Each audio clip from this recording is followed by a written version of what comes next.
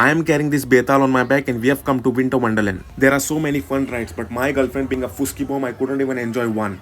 So we ended up doing other stuff like riding a Goda Gadi. Yeah, that's me.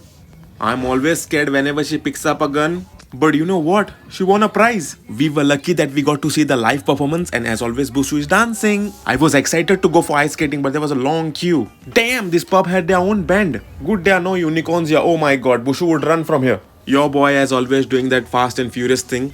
Somehow I convinced Bushu to come on that giant wheel, and we got a beautiful view of Hyde Park and London night lights. It was cold, so we decided to go for mulled wine to finish the night off. Bushu as always wants the glass first. Then this lady saw churros. I Saiba. Still she wanted to eat something Indian, so she took me to Mumbai street food and bought vada pav and chai in Winter Wonderland. Surprisingly, she shared her vada pav with me today. We enjoyed our time here.